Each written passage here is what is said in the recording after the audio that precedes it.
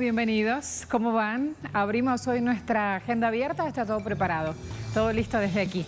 Vamos a hablar de Brasil. Según el presidente Jair Bolsonaro, el COVID-19 es una neurosis. El 70% de la población contraerá el virus, dijo días pasados.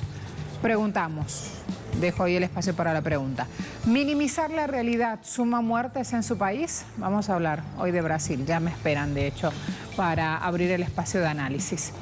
También nos vamos a referir en este programa a Libia y la situación que atraviesa el país. ONU llamó a parar inmediatamente todas las operaciones militares. Nos preguntamos si se puede encontrar una solución que no sea militar a la guerra que demuele esta nación. Así preparadas las cosas, los invitamos a seguirnos tanto en Twitter como en Instagram. Abramos también ese espacio de interacción. Queremos escucharlos, queremos leer lo que nos están escribiendo a esta hora. Seguimos aguantando cuarentena en la mayoría de nuestros países latinoamericanos. Vamos que podemos. Empecemos a abrir esta página.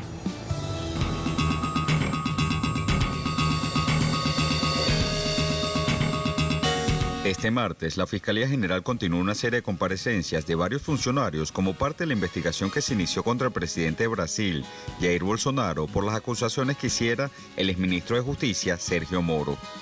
En el marco de las investigaciones autorizadas por el Tribunal Supremo, el extitular de Justicia hizo referencia a que Bolsonaro pretendía manipular cargos a su favor dentro de la Policía Federal para tener acceso inmediato a algunos casos.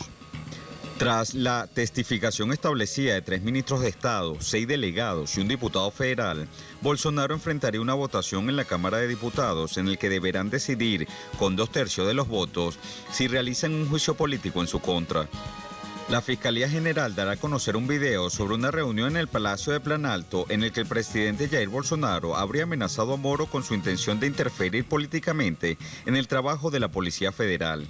Sergio Moro, el ministro más popular de la administración de Bolsonaro, renunció luego de mantener diferencias con el mandatario sobre cargos dentro de la policía. Sugirió que el jefe de Estado podría haber incurrido en otros delitos como abuso del poder. Luego de las comparecencias, la Cámara de Diputados podría aprobar con 2/3 de los votos la continuidad de las investigaciones comenzadas y, en consecuencia, Bolsonaro será destituido automáticamente de su cargo durante 180 días. Esta mañana en Agenda Abierta analizaremos la crisis política que se agudiza en Brasil tras enfrentamientos a lo interno del gobierno, mientras se agudiza la grave situación sanitaria por la propagación exponencial de contagios de coronavirus, en el que estudios pronostican que el país se convertirá en el epicentro mundial de contagios.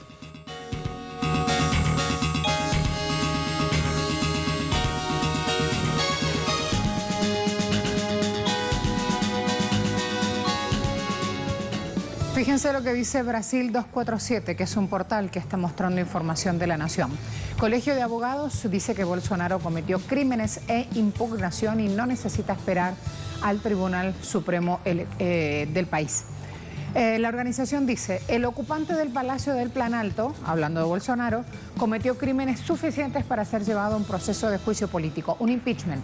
El Colegio de Abogados indicó que puede proponer al Congreso la acusación, incluso antes del final de la investigación que está pendiente y que realiza el Tribunal Supremo. ¿Qué están investigando? Si Bolsonaro intentó interferir en la Policía Federal y sus decisiones. Hay un blog de Ricardo Antunes que tiene este titular. Policía Federal mostrará hoy el video de la reunión entre Moro y Bolsonaro. Este video, reunión ministerial, donde Bolsonaro habría amenazado con destituir al entonces ministro de Justicia, Sergio Moro, si no hubiera intercambios en los cargos. El fiscal Celso de Mello dijo que autorizó solo la oficina del fiscal general, el equipo responsable de la investigación y Moro puedan acceder al video. ¿Qué quiere decir esto? Que no va a ser público el momento en el cual se muestre esta evidencia. AJN1 dice, diputado João Daniel advierte sobre medida provisional 910/2019. Una semana antes de su vencimiento, esta medida provisional representa un revés para beneficiar el acaparamiento de tierras de la Unión, especialmente en zonas indígenas y quilombos. El asunto no llegó a un consenso en la Cámara y se considera absurdo entre diputados de oposición y ambientalistas. João Daniel, del Partido de los Trabajadores, denunció que la medida provisional 910 representa los intereses de los terratenientes y de los grandes ganaderos, que buscan hacerse cargo de estas tierras públicas, de las zonas indígenas y de lo que llaman quilombolas. Buscan hacerse cargo incluso de áreas preservadas. Además, fíjense lo que dice Gleisi Hoffmann, diputada federal por el estado de Paraná, presidenta nacional del Partido de los Trabajadores. Hoy hace 4 años que Dilma fue expulsada del Palacio del Planalto y el PT gobierna y que el PT no gobierna el país. 4 años de infamia, 4 años de ataque a los derechos de las personas y de deconstrucción de la democracia, 4 años de contratiempos. La partida de Dilma fue el comienzo de la pesadilla que vive Brasil en la actualidad. Me voy con nuestro corresponsal y luego abrimos el espacio de análisis, que como ven va a estar fructífero hoy. Me voy a Sao Paulo, me espera Nacho Lemus. Bienvenido. Saludos, Marcela. Día importante para determinar el futuro de Jair Bolsonaro al frente de la presidencia de Brasil. Por un lado, la Fiscalía General de la República recibirá el video de la reunión entre Bolsonaro y los ministros que según el ex juez del caso Lavallato y ex ministro de Justicia Sergio Moro tendría pruebas de que Bolsonaro amenazó con destituir a Moro cuando era ministro de Justicia para si es que Moro no cambiase no sustituyese al director general de la Policía Federal, Mauricio Vallejo, en medio de investigaciones en Río de Janeiro, especialmente contra Jair Bolsonaro. Moro denunció que Jair Bolsonaro quería cambiar al director general de la Policía Federal y además cambiar al superintendente de la Policía Federal en Río de Janeiro, que llevaba a cabo las investigaciones contra los hijos de Jair Bolsonaro por corrupción y además por comandar supuestamente una red de fake news en redes sociales, en internet,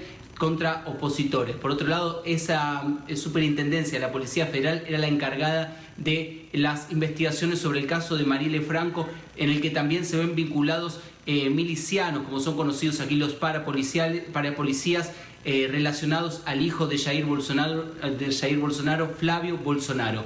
Entonces, en ese sentido, será presentada hoy esta prueba en video de esta reunión entre los ministros. En principio, los abogados defensores del gobierno brasileño pedían que no sea presentado el video, luego volvieron atrás ante la presión y aceptaron que sea presentado el video, pero solamente una parte de este video en el que se muestran estas pruebas. Sin embargo, el ministro de la Corte Suprema, Celso de Mello, exigió que sea presentado el video por entero ante los fiscales. Entonces, durante el día de hoy estarán los abogados de Sergio Moro, los abogados de Jair Bolsonaro y los fiscales para visualizar estas pruebas en video de la reunión en la que Jair Bolsonaro habría amenazado con destituir a Moro si no cambiase al director de la Policía Federal. En medio de estas investigaciones también son escuchadas las declaraciones de 3 ministros del gobierno brasileño citados por Sergio Moro. También son escuchados al menos 6 comisarios y una diputada federal. Todas estas personas han sido citadas en las declaraciones de Sergio Moro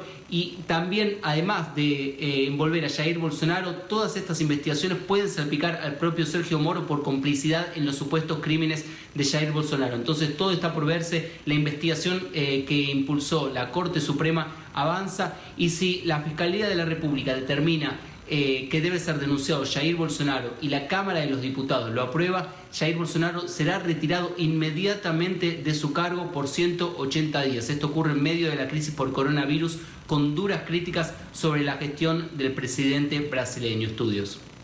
Gracias, Nacho. Renato Robay me espera, analista político y periodista. Bienvenido, buen día. Buenos días, ¿qué tal? Muy bien, muy atentos a esta actualidad política brasileña, Renato. ¿Qué resaltarías así en un primer abordaje? Bueno, nosotros tenemos un presidente completamente insano, ¿no? Una persona que no actúa con los datos de la realidad, que trabaja con sus conceptos absolutamente construidos en una experiencia personal, en sus opiniones que no se sustentan en nada más. Entonces, el país está completamente sin rumbo, perdido, pero y está hoy caminando para se tornar uno de los países con mais atingidos por lo COVID-19, o coronavírus. Temos um caminho em curto espaço de tempo, vamos estar como Estados Unidos da América. A despeito de tudo isto, Bolsonaro permanece insistindo para que paremos com o tratamento, a quarentena, não? O lockdown. Não lo quiere que a economia volve a trabalhar, que as pessoas voltem a trabalhar, etc. E em paralelo, né, temos uma investigação agora em el Supremo Tribunal Federal. Pero, a despeito de todo este clima, Bolsonaro permanece com a aprovação de seu governo cerca de 30% de los brasileños. É número muito alto e isto lhe dá segurança para permanecer insistindo, fazendo todo esse tipo de tonteria e de loucura. É uma situação muito grave porque temos um presidente que não é popular hoje, pero ao mesmo tempo não é completamente impopular. Temos uma situação de crise sanitária terrível, pero não temos como tirar este presidente da presidência da República porque ainda mantém uma base de apoio razoável. É terrível, é aquela situação que nós outros acá em Brasília chamamos de empate. Temos um empate político. Hay un primer concepto que nos decías, Renato, que creo que hay que justificar más, contar más, participar la información para lograr entender por la contundencia de tus palabras lo que implica para los ciudadanos de Brasil que no lo votaron inclusive y que soportan hoy el peso de sus decisiones. Lo primero que nos dijiste es, corrígeme por favor, se entendió bien el español, pero quiero dejarlo ahí de claro. Lo primero que nos dijiste es, tenemos un presidente insano. ¿Es así? Sí, exacto. Ese presidente... Insano, completamente insano. Ese presidente insano es quien desde el Plan Alto toma hoy las decisiones como por ejemplo abrir un gimnasio, pero también toma decisiones fuertes como por ejemplo abrir el espacio de las inversiones aeronáuticas a capitales extranjeros, por ejemplo, por decir solamente uno de los puntos. ¿Cómo impacta en la vida del país justamente tener claro que hay un presidente insano asumiendo las decisiones? Pero un presidente insano que tiene una parte del pueblo de Brasil lo apoyando, ¿vale? Esta es la cuestión, una parte considerable en ese momento, algo entre 30%. Es mucho más de lo que se permite para que un proceso de impeachment avance. Nosotros tenemos experiencias de procesos de impeachment acá en Brasil y es necesario que el presidente tenga algo como 10, 12, 15%. Es una cultura política de que con 30% de aprobación un presidente no se tomba un presidente. Sabes que ayer Trump suspendió una conferencia de prensa, no le gustó las preguntas de los periodistas y se levantó directamente de la mesa donde estaba dando información. Y Prensa Tupamaro, ya lo voy a mostrar, también está mostrando que al estilo de Trump, Bolsonaro arremetió contra periodistas por preguntar por el nuevo mando en la Policía Federal. Un cambio que se da por la supuesta intención de parar una investigación que podría perjudicar a sus hijos. Hablemos por favor de este episodio justamente como un accionar que repite inclusive conductas de otro mandatario como lo es Trump y que hablan justamente de una forma de gobernar y que aunque no tenga una base de votos aceitada a su favor, nos hablabas del 30%, muestra al mundo justamente esta forma de gobernar con este apoyo de fanáticos en Brasil. Exatamente, tem apoio de fanáticos, pero eu creio que em alguns meses este apoio estará reduzido a algo como 20%, porque ele perde apoio, pero não perde com a velocidade que nós necessitamos para salvar vidas acá em Brasil. Porque o que se trata hoje é que o Bolsonaro é símbolo de morte. Não temos hoje algo com 12.000 pessoas que já se foram por los números oficiais em Brasil, que já morreram. Pero se tú haces qualquer cálculo científico, la gente que trabalha na academia, na ciência, calcula que são mais de 50 a 100 mil pessoas. Praticamente a cada morte que se hace oficial, temos algo como 5 a 8 mortes que não se foram oficializadas, compreendes? Então, se temos 12.000 pessoas já, temos algo de verdade de cerca de 100.000 pessoas mortas com o vírus. Para uma população para uma quantidade de casos que devem ser já algo em torno de 1,5 milhão, 1,5 milhão de pessoas. É um número muito grande. Este número não é um número que tem relação com a questão geográfica do Brasil, com os problemas que sejam los sistemas de saúde do Brasil, que não é um dos piores do mundo, ao contrário. Este tem relação com a postura, com a forma como Bolsonaro atua e governa.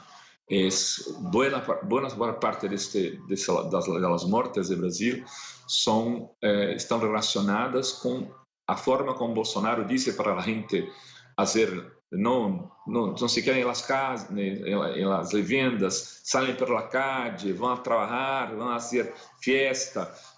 Por exemplo, em este último sábado, Bolsonaro preparava um churrasco, que é acá em Brasil quando se faz acho que o termo é o mesmo em Venezuela, né? Churrasco assado.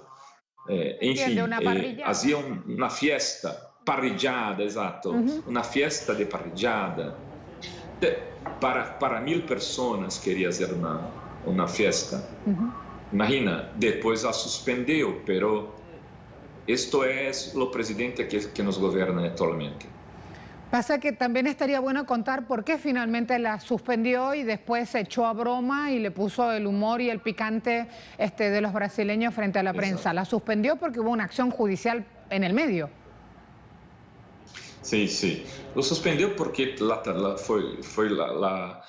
mucha gente protestou, incluso pessoas próximas, cercanas a Bolsonaro, não? Houve muita pressão, houve uma pressão da sociedade. Pero no momento seguinte disse, não, eu estava bromeando, não era verdade, percebe? Então, a gente que lo apoia, na parte de los fanáticos, diz, não, estava bromeando, a mídia que ha inventado tal história. E assim passa por mais um dia com sua popularidade, muitas vezes o mesmo marco, de cerca de algo como 30%, pero creio eu, aí é uma análise com base em los dados também, pero é falível, posso cometer um erro, pero creio que com o aumento de las muertes, a popularidade de Bolsonaro vai cair para próximo do que são de verdade seus fanáticos, que imagino que sejam algo entre 18% e 20%. Mientras tanto, Folha de Sao Paulo va mostrando también que Bolsonaro enfrenta una semana decisiva y él dice que se queda hasta el 2026. Hablemos, por favor, de esta pulseada política que esta semana vive días candentes. Pero, perdóname, no te comprendí ahora. Estoy mostrando en pantalla justamente un titular aportado por Folha de Sao Paulo. El titular dice, Bolsonaro enfrenta una semana decisiva en la investigación que podría llevar a su destitución temporal. El presidente asegura que se queda en el poder hasta el 2026. Sí, pero mira, tenemos de verdad, es una semana decisiva, pero no tengo mucha esperanza que algo va a se movimentar a ponto de lo afastar do cargo. Por que te digo isso? porque a mí me parece que sería necesario una ruptura mayor con una base de apoyo política, por un lado, porque Bolsonaro ha hecho un movimiento muy fuerte para una base pragmática que la gente que vota cuando tiene cargos, estos diputados, estos parlamentares, ya lo garanten una porcentual de apoyo importante en el Congreso, en la Cámara de los Diputados, en el Parlamento. Por otro lado, tiene mucha fuerza ainda en los militares. Las Fuerzas Armadas son decisivas para que algo se mueva de verdad acá, en este momento. Necesitaríamos de una ruptura, de que algún grande general rompesse com Bolsonaro publicamente em seu governo, e aí sim, um acordo, como se sempre se passam as coisas no Brasil, um grande acordo nacional, com a parte das Forças Armadas aceitando o afastamento, o Supremo se moveria neste sentido. Assim, eu penso. Então, imagino que não é desta vez que o Bolsonaro será afastado. Ahora, hablemos también, por favor, de ¿pasará algo con este video de la reunión entre Moro y Bolsonaro que mostrará el día de hoy la Policía Federal? Entonces, este vídeo pode construir um espaço para um debate mais sério de lo impeachment, do afastamento de Bolsonaro. Pero, como eu te disse, não lo creio que mesmo com este vídeo vamos a ter algo tão forte que possa resultar em seu afastamento. Não lo creio, pero estou acá com muita gana de errar. También sería bueno que hablemos de una información reflejada hace un poco más de una hora de la Organización Mundial de la Salud, afirmando como organismo que Brasil y Estados Unidos, algo que ya quienes andamos día a día en la calle lo hemos visto, quienes leemos prensa lo hemos visto, pero que no todos tenían la seguridad. OMS dice, ni Brasil ni Estados Unidos se tomaron en serio justamente la cuestión de la pandemia. OMS considera que Estados Unidos y Brasil no tomaron en serio las advertencias sobre el brote de coronavirus desde el principio. E inclusive ya en redes sociales se habla de ese principio como en la época de carnaval. También sobre esto quiero consultarte, Renato, y finalizamos nuestro análisis. Marcela, entonces, Brasil y Estados Unidos são países que têm presidentes como Trump e Bolsonaro. E creio que isso explica muito de lo que está passando tanto em Brasil do que nos Estados Unidos. São negacionistas, não? Presidentes que negam a pandemia. Trump, incluso, está hoje em uma situação mais séria que Bolsonaro. Imaginas tu? Temos Trump tomando as medidas muito mais sérias do que Bolsonaro aqui em Brasil. Bolsonaro não repassa dinheiro, recursos para os estados e municípios. Bolsonaro trabalha todos os dias para que a gente saia à calle. Bolsonaro habla em fazer fiesta, eventos. Bolsonaro não cumpre as medidas da OMS e cambia de ministro da Sanidade, de Saúde, no momento que estamos na pandemia. Bolsonaro criar uma crise política com seu principal ministro no momento que estamos na pandemia, com Moro, como tu já disse. Então, hoje, nós temos acá em Brasil uma situação de crise humanitária que tem relação total com a pessoa que chefia, que comanda o governo do Brasil. E nos Estados Unidos, de alguma maneira, também isso é verdade, pero quero dizer que Estados Unidos hoje tem presidente, olha, mira o que vou dizer, mais sério do que Bolsonaro. Gracias, Renato. Graças a ti, Marcela. Abraços a todos de Venezuela. Han escuchado el punto de vista de nuestro invitado. Brasil en crisis humanitaria ante lo que está viviendo con la crisis sanitaria que le aporta el coronavirus, pero estamos hablando ya de una crisis económica que venía arrastrando una decisión del presidente de abrir la economía y que genera números negativos. También en el plano económico hoy se habla de eso. Según Bolsonaro, el COVID-19 es una neurosis, el 70% de la población contraerá el virus. Nosotros hemos preguntado en Twitter si minimizar la realidad suma muertes en su país. Y ustedes dicen sí, 86.2, no, 8.3, no sé, 5.4. Queremos hacerle una invitación porque hoy Documentales Telesur también va a mostrar información que es importante, está bueno conocerlo sobre Brasil. Tenemos una programación especial a través de Facebook Live.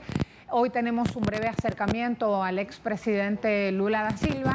Allí tienen la posibilidad de chequear los horarios de acuerdo al punto de Latinoamérica, de Europa, de África, donde se encuentran. Los invitamos entonces a permanecer en nuestra pantalla, aportando justamente conocimientos, ideas, si quieren empezar a sumar ya informaciones con el expresidente Lula da Silva. Allí planteado el punto para la ventana abierta para poder hacerlo. Me quedo con un 12 de mayo que es Día Internacional de la Enfermería, enfermeras y enfermeros. Labor fundamental por estos días, están en primera línea de combate justamente frente al COVID-19. Allí entonces nuestro reconocimiento y tributo. El mundo echa de nuevo a andar. Nosotras no olvidamos. Sabemos qué es trabajar desprotegidos, sin espacio, desbordadas, psicológicamente destrozados, creyendo en el trabajo en equipo y en la unidad para mantener una asistencia sanitaria con humanidad y valores. Una fuerza que en la batalla ha salvado muchas vidas y se ha cobrado otras. Nosotras hemos cumplido, a pesar de que avisamos.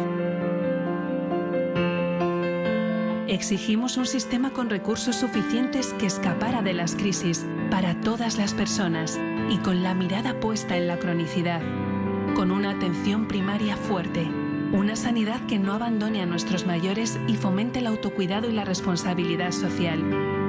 Nosotras hemos cumplido. No somos héroes, somos profesionales sanitarios con conocimientos, capacidades y valores. ¿Y vosotros? ¿Vais a cumplir con las enfermeras o nos vais a abandonar una vez más?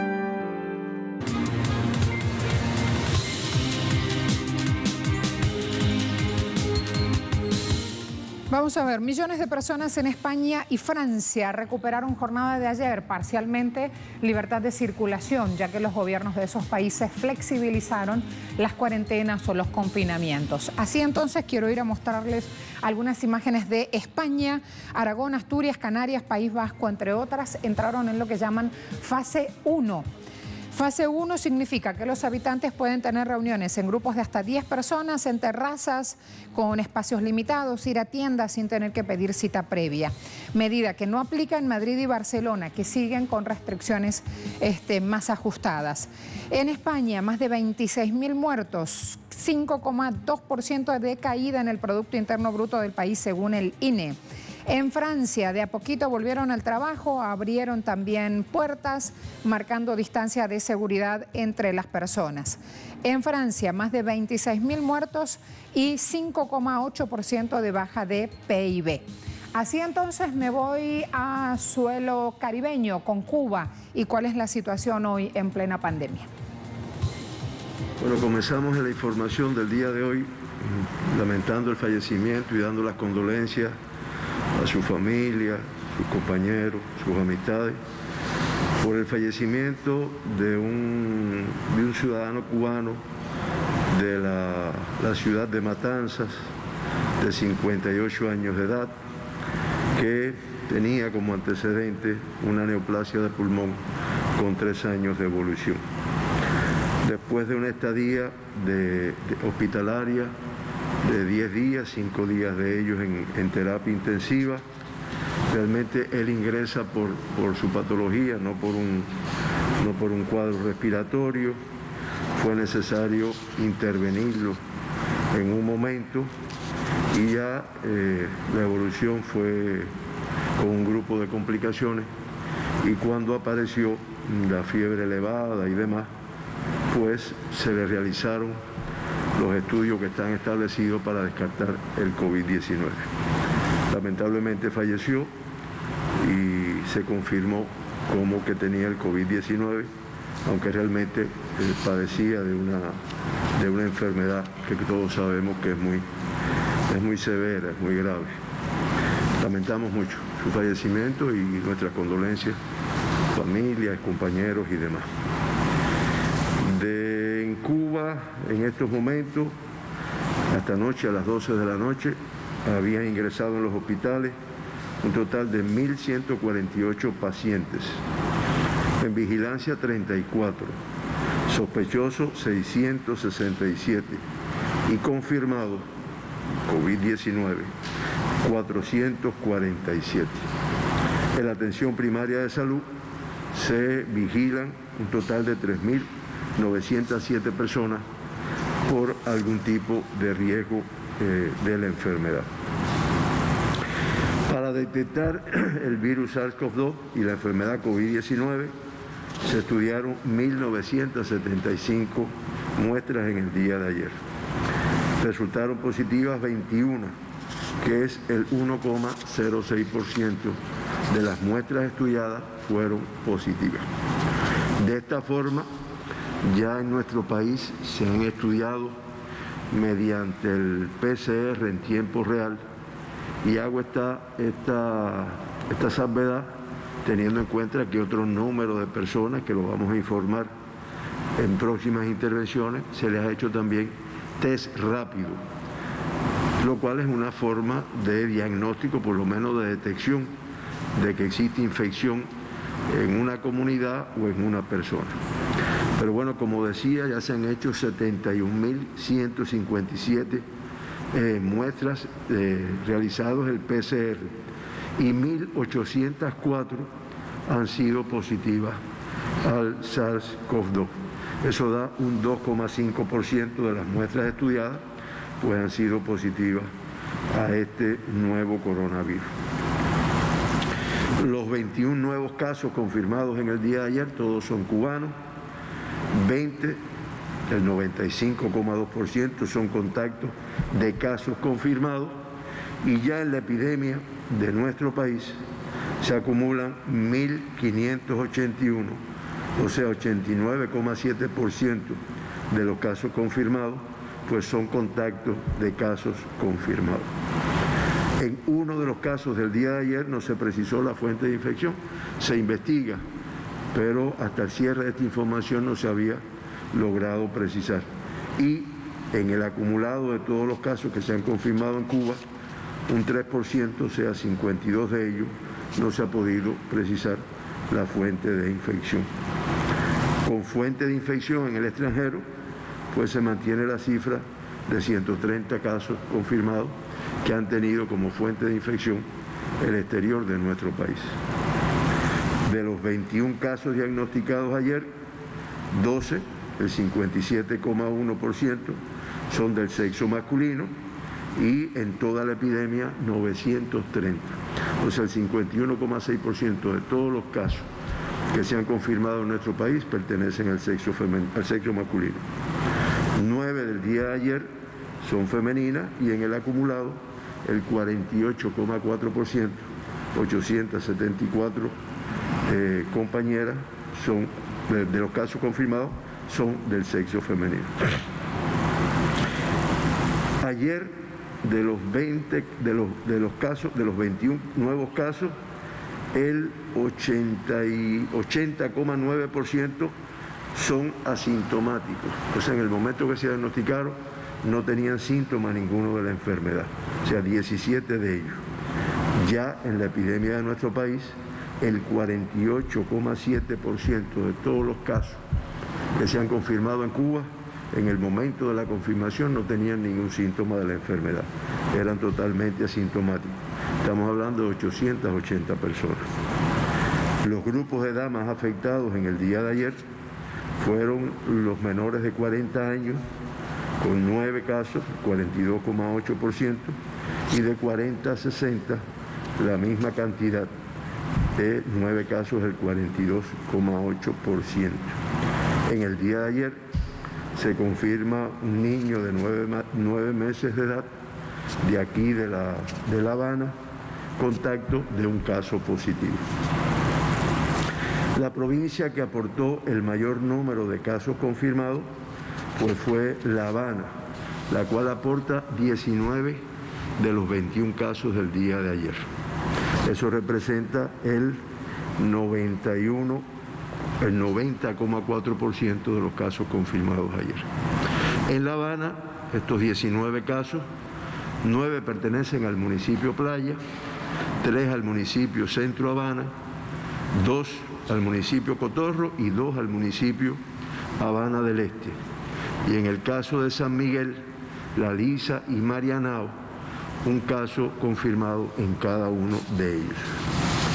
En la provincia de Matanzas se confirma un caso del municipio Limonar y en la provincia de Ciego de Ávila se confirma un caso del municipio Ciego de Ávila.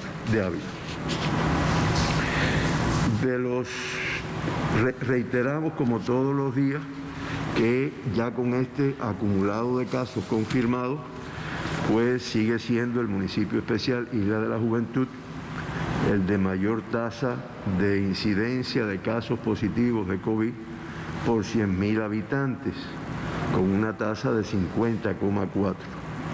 Le sigue La Habana con 40,7, Villa Clara con 27,1, Ciego de Ávila con 21, Matanzas con 18,6, Santi Espíritu con 14,6, Mayabeque 12,5, Holguín 9, Pinar del Río 8,7, Artemisa 6,4, Camagüey 6,1 y Cienfuegos 5,9. Las demás provincias, Santiago, Guantánamo, Las Tunas y Granma, con tasas inferiores a 5. Y lo único que cambió ya desde el día de ayer, en este orden, que Camagüey desplazó a Cienfuegos, teniendo en cuenta el número de casos que se confirmaron en el día de ayer en esta provincia. Ahora, de los 1.804 casos que se han diagnosticado hasta el momento con el COVID-19, se mantienen ingresados, confirmados, 447. Esto es lo que otras veces le hemos llamado los casos activos, o sea, son de todos los casos que se han ido confirmando, los que todavía se permanecen ingresados en unidades hospitalarias. Eso, de esos 447, 443, o sea, el 99,1%, presentan una evolución clínica estable, lo cual es satisfactorio desde el punto de vista clínico. Lamentablemente, con el fallecido de hoy, se acumulan un total de 78 personas que han fallecido con esta enfermedad, lo cual representa una letalidad de un 4,13%. Y siempre nos referimos a la letalidad de la región de las Américas, que es con quien nos comparamos nosotros. Y en la región de las Américas, nosotros estamos en un 4,3% de letalidad.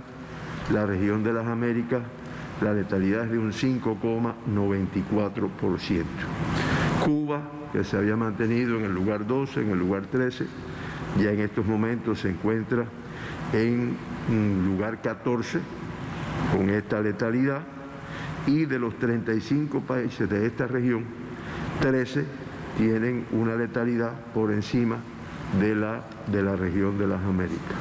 No cambia mucho con lo que hemos dicho en días anteriores, y bueno, ahí de los más allegados, bueno, pues México con 9,89, Brasil con 6,84, Estados Unidos con 5,98, Canadá con 7,08, en la región del Caribe también muchos países con una letalidad elevada.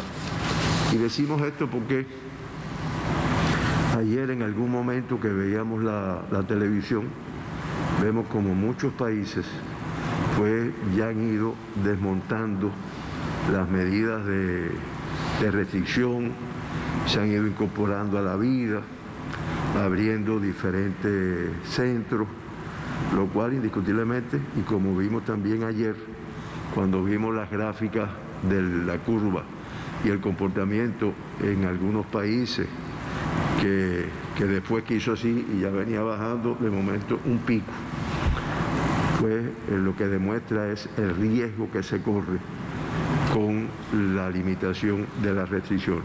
Por eso, independientemente del lugar 14, de que llevamos varios días con un número de casos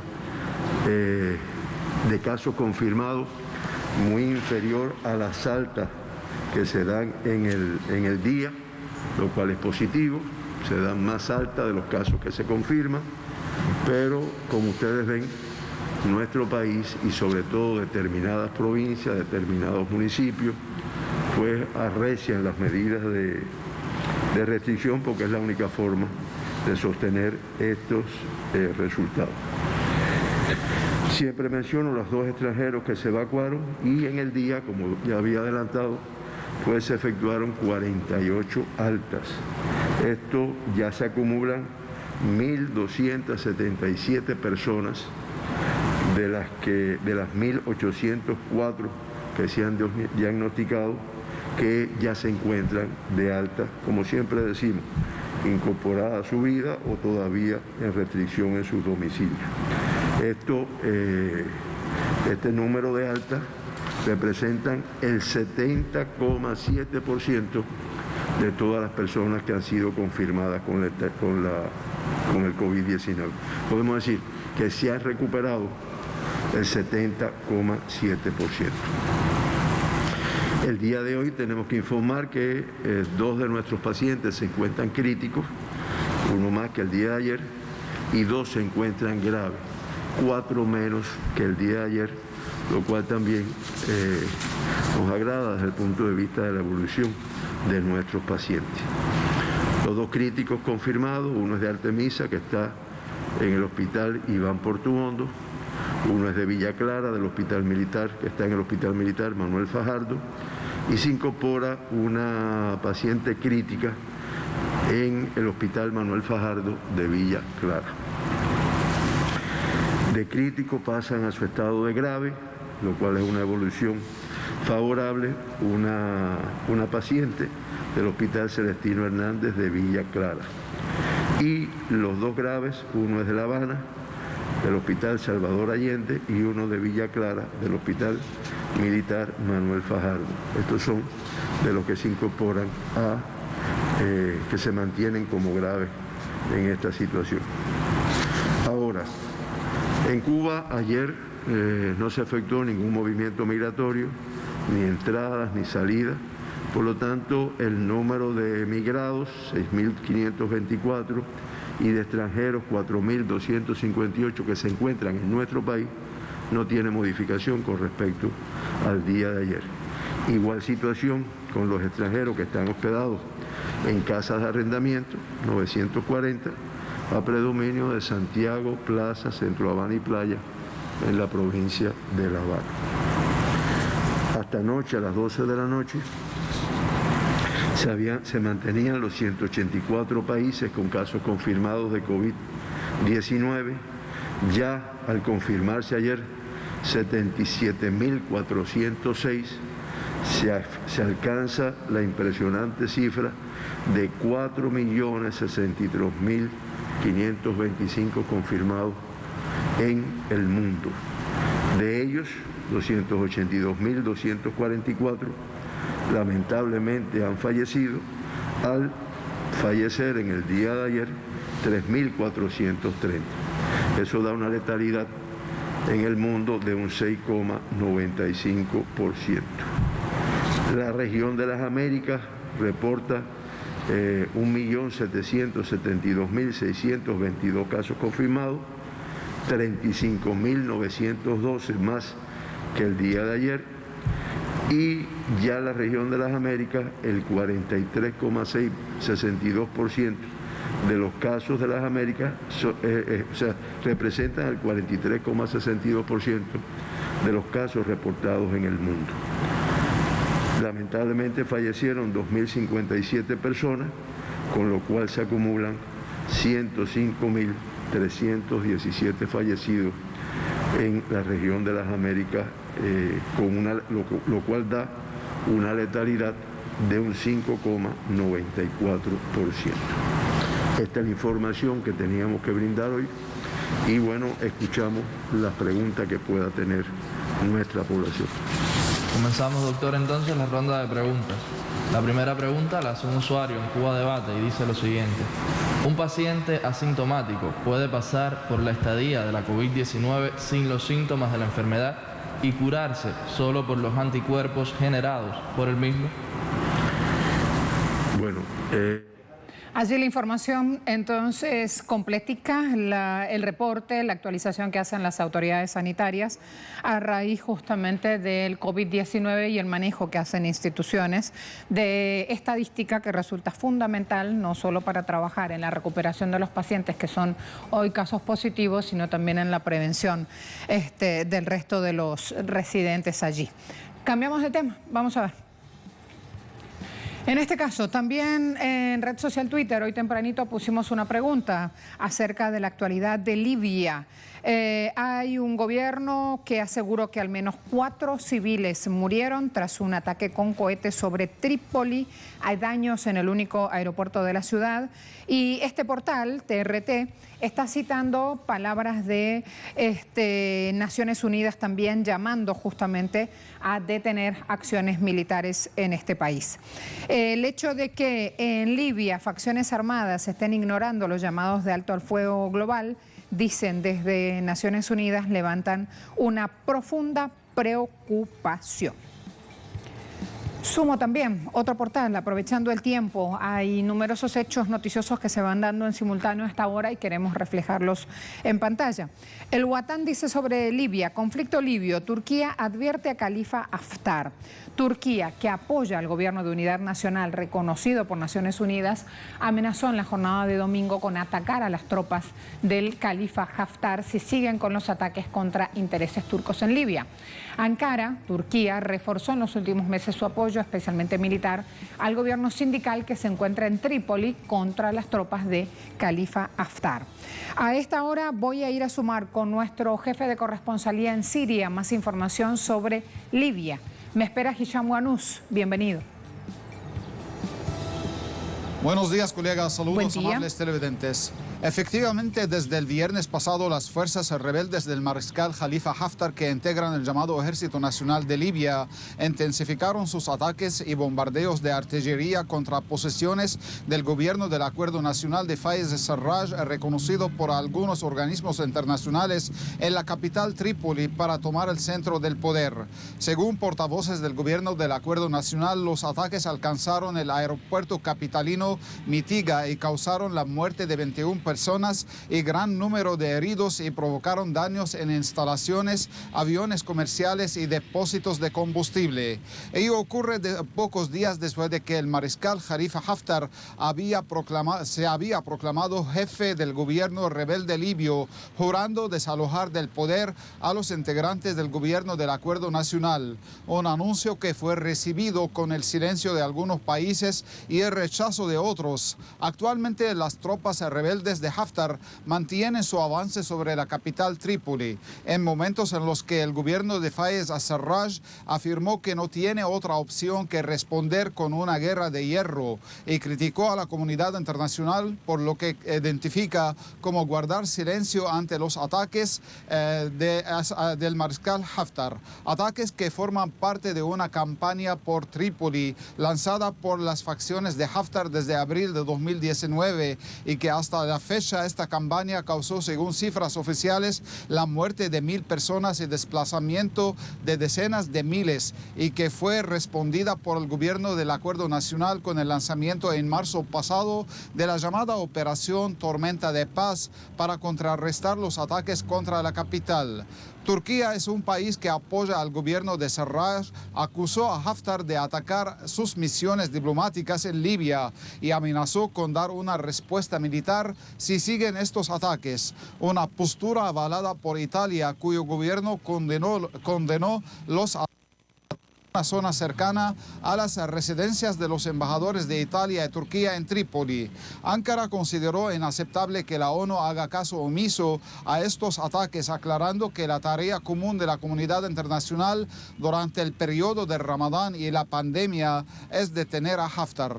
Por su parte, Naciones Unidas instó a todas las durante el sagrado mes de Ramadán con el alto el fuego declarado el 12 de enero por iniciativa de Rusia y Turquía, así como llamó a todas las partes a entablar un diálogo para alcanzar una solución política.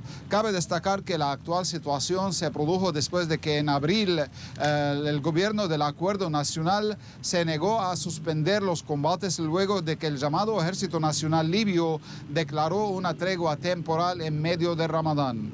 Esta es toda la información que tenemos por ahora. Volvemos a los estudios en Caracas. Gracias, Hisham. Me quedo en Twitter. Hemos preguntado, ¿se puede encontrar una solución que no sea militar a la guerra que demuele el país? Y ustedes dicen sí, 76%, o sea que prima esa opción. No, 16,9%, no sé, 7%. Pero hay un indicador aquí en todo esto que habla justamente cuántos se animan a responder sobre Libia en base a lo que conocen. 242 participaciones, poco para lo que solemos tener por estos días. Y eso habla justamente de la información que se recibe sobre Libia, poca, mucha, en algunos casos desde Latinoamérica, inexistente. Entonces, allí justamente la tarea de visibilizar lo que está pasando en la nación para ir generando opinión justamente y que tomen postura cada uno de ustedes acerca de las posibilidades de este país. Voy a ir a Argentina, porque también allí la Unión Tranviarios Automotor, la UTA, ha llamado un paro de 24 horas para este martes. Queremos ver cómo van las cosas y Juan Carlos Bartolota nos las cuenta. Bienvenido, Juan. Buenos días, Marcela. Empezó esta medianoche un paro de 24 horas impulsado por la UTA, Unión Tranviarios Automotor, sindicato que nuclea a los choferes de colectivos de mediana, larga y corta distancia. En este caso se hará con el servicio denominado urbano, es decir, de corta distancia, y esto se debe a la deuda que mantiene la patronal con los trabajadores del 50% del salario del mes de abril. La excepción serán la capital federal, el conurbano bonaerense, es decir, el área de ciudades que rodea la capital del país, y las provincias de Salta, San Juan y Neuquén. Allí sí habrá servicio de transporte de pasajeros y también en algunas localidades de la provincia de Buenos Aires. El paro, como decíamos, se debe a que no hubo acuerdo entre las partes para pagar este 50% que el sindicato dice se adeuda por parte de la patronal, y se espera en las próximas horas también la intervención del Estado en la medida de ayudar o de poder ayudar al pago de estos salarios adeudados por parte de los dueños de los colectivos. Adelante, Marcela. Gracias, Juan. Mundo Deportivo en nuestra pantalla. Vamos.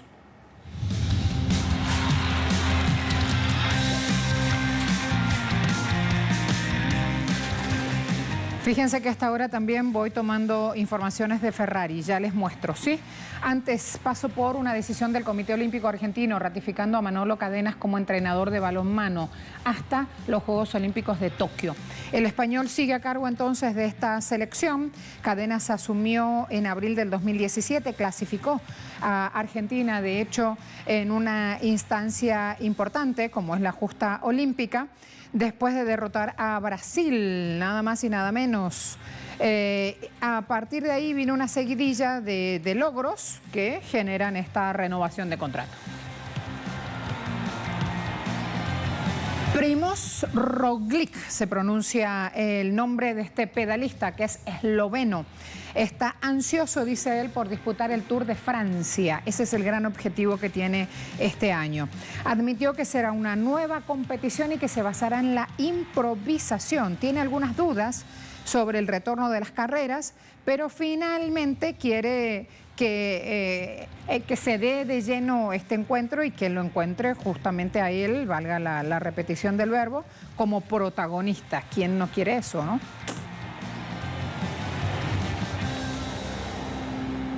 Voy acortando, así llegamos con más informaciones para poder mostrarles lo que pasa con Ferrari.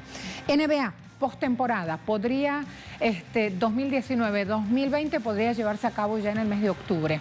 El jugador de los Lakers, Dudley, dijo que así lo considera, no cree que haya una fecha límite. Las personas con las que hablo, dijo, han dicho que pueden esperar todo el tiempo que necesiten. Esto lo puso en Twitter. Así que esta postemporada podría llevarse a cabo ya en octubre. Esa es la gran aseveración. Luego que la Liga anunciara que los permisos para los equipos para que abran sus instalaciones y comiencen los entrenamientos están en marcha, ya lo que quieren es mover pronto la reanudación de temporada. Fíjense además, nos vamos con Ferrari. Dije, ¿por qué es tendencia justamente Ferrari? Bueno, Vettel y Ferrari rompen, puerta abierta para Carlos Sainz. El alemán va a dejar la Fórmula 1 a fin de año, según la prensa germana. Allí entonces es cuando justamente se abren la cantidad de informaciones en el mundo de los motores. Fíjense que también Vettel está de tendencia en Twitter, porque justamente el rumor de Sainz como primera opción para sustituir a Vettel, si Vettel no renueva, creo que Ferrari irá por Sainz, es lo que se mueve justamente y no para de crecer en Italia. Rumor, ya saben, cuando aparece es porque va dejando sedimentar lo que está en el fondo del cántaro. Hasta aquí las informaciones, corrimos hoy para llevarles un panorama bien amplio y bien completito acerca de los hechos que generan noticia en el mundo. Gracias por su compañía.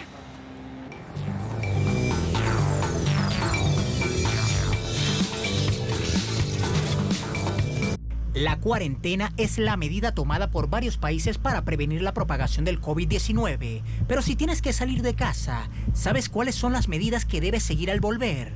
Te daremos algunos consejos para protegerte y proteger tu hogar en caso de que tengas que salir por alguna eventualidad. Cúbrete la boca y nariz con una mascarilla o un pañuelo para salir. No te toques la boca, los ojos y la nariz sin antes lavarte las manos. Destina un espacio de la casa para colocar los zapatos y la ropa que usases para salir.